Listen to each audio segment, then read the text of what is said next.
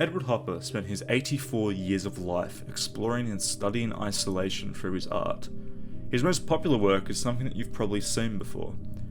Nighthawks, painted in 1942, is Hopper's most well-known work and the work most cited by art critics. It's even shown up in more popular works in recent pop culture as well. The Simpsons, for example, used it for a quick visual gag. Ridley Scott, director of Blade Runner, even listed the painting as a visual representation of the mood that he wanted to convey. I'm sure as you look at Nighthawks, you can understand why Ridley Scott used it for inspiration. It's lonely, right? I equate it in my head to the feeling you get as you walk home late at night. You get these little glimpses of other people's lives, often through windows. And this is what Nighthawk kind of is. It's this outside looking in perspective, and in fact, looking through. Windows are a main focus in Hopper's work, from his 1923 work, Apartment Houses, to his 1962 painting, New York Office. Windows are the most front and center repeating visual motif in Hopper's work. They just keep coming up. From some of his earliest work, the 1906's Paris Street, they show up early in his work and they keep repeating well towards its end. The biggest gap occurs early in his career, however. Paris Street is the first time we see windows being used as the way to showcase isolation. And then we don't really see the same focus on a window until many years into his career. They didn't really become an important visual element for Hopper until 1921. One of his more well-known works, Girl at a Sewing Machine. And while this work doesn't use windows in the exact same way Nighthawk does, it still uses them to showcase loneliness. The girl is focused solely on her work, not the world outside or even the painter. The 20s would prove to be the decade in which Hopper would explore isolation in the way that would shape his later works. The most blatant example would be his etching, Night Shadows, made in 1921. And if you've ever seen Hitchcock's Rear Window, then you know exactly what I'm about to say. Hopper, much like Hitchcock, places us as a voyeur, an onlooker. And this is something that just keeps popping up in his work time and time again. This sense of looking at a private moment. He would further refine this idea in his study, creating a sketch called East Side Interior in 1922. Moonlight Interior was produced sometime between 1921 and 1923. And again, it uses a window to provide a sense of singular being. This pops up again in his 1923 work Apartment Houses, where he uses windows 3 this time to showcase depth, and again, because we're looking at something private. He just keeps using windows. 11 AM, produced in 1926, again uses windows, and so does Sunday, produced in the same year. Automat, 1927, Drugstore, 1927, Night Windows, 1928, Chop Suey, 1929, Room in Brooklyn, 1932, House at Dusk, 1935, Compartment Car, 1938, Office at Night, 1940, Room in New York, 1940, Nighthawks itself, 1942, Morning in the City, 1944, Rooms for Tourists, 1945, August in the City, 1945. Do you get it yet? Hopper is obsessed with windows. He was obsessed with looking in them and, in fact, out of them. And I'm not done either. He kept making paintings and other artwork until his death in 1967, where he would die at age 84. We still have 21 years of paintings to go through, and nearly all of them are based around windows. And I excluded any of his works that weren't just windows.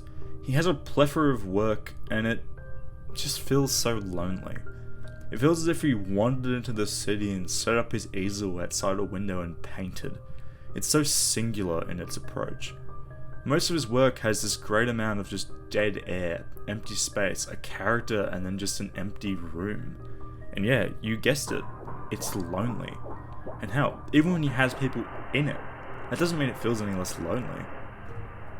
Take his 1959 work, Excursion into Philosophy. 2 people, man and wife. And guess what? It feels isolated, so taken back from the world. It's not a painting about love, it's a painting about separation. And he keeps doing it. Hopper just keeps making artwork about people who are so alone. I'm hard pressed to find any of his work that isn't like this, and I mean it. Even his landscapes, they don't feel exotic or epic, they feel tiny and minute. My personal favourite of his landscapes is his 1930 oil painting, South Tourist Church. And it's just as isolated and as unapologetically alone as Nighthawks. And this is with a massive church in frame. The church itself still feels small and removed, and we can see that it's not. It's a massive church. The closest Hopper work that I could find that seems lively is Joe in Wyoming, a 1946 watercolor painting, and as far as I can tell, the Joe in question is Hopper's wife. And maybe that's why this painting doesn't feel alone. I feel like now is the perfect time to bring up another artist, a much more recent one. Aristotle Rufinus, a photographer, and his photos are a little bit different than most.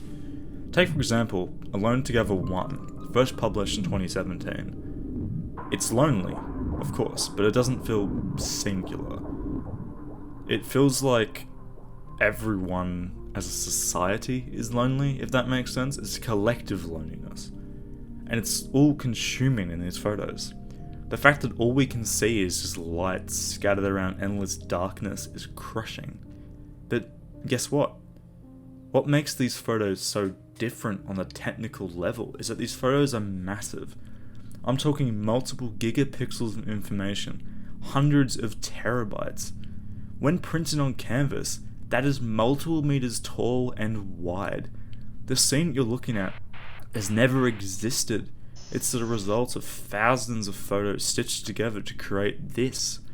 I don't think a single city on Earth has ever been this dark in modern history, even amidst a power out. And the best part is that because of the nature of these photos, we can zoom in.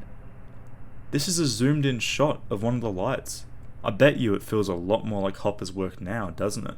It's singular, it's lonely in a much more internal way, not in this existential dread. Hopper showcases a very personal loneliness. Well, Rufinus feels, to me anyway, more like a commentary on our species as a whole, or maybe just on city life. And both Rufinus and Hopper aren't alone in focusing their careers on isolation. It turns up time and time again throughout history. Caspar David Friedrich's 1817 oil painting, Wanderer Over the Sea of Fog, is lonely in a different sense to Hopper's and Rufinus' work.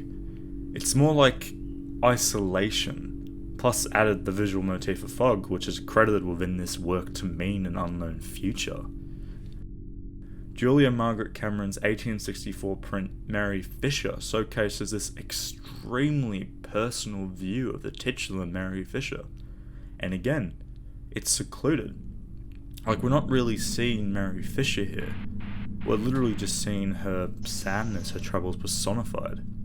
And I don't know, maybe it's artistic bullshit, but these works are lonely.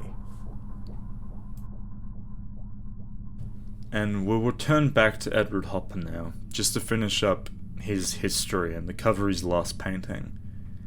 In 1965, Edward Hopper would produce his final work before his death in 1967. His oil on canvas painting, Two Comedians, is the culmination of all of his work. Devoid of any literal windows, Hopper explores loneliness one last time, and this time it's different. And I don't mean it looks different, I mean the intent was different, it feels different. Hopper was 83 when this work was painted. Hopper and his wife Jo had been ill for years prior. This final painting is more of a self-portrait of sorts. Both Edward and Jo knew that their ends were coming, so Hopper did one last final work where he painted two people who were alone together. It wasn't isolated in the same sense that other paintings were. It was more of a collective loneliness, more in power of Rufinus's, but it's collective in the sense that it's still isolated to a small group of people. Two, in this case. Hopper would die 2 years later in 1969, while Hopper would die a year after him. And, well, it looks as if Edward Hopper didn't want to be alone at the end. as the man and woman in this painting, as it turns out, are Edward Hopper and Joe Hopper, bowing one last time.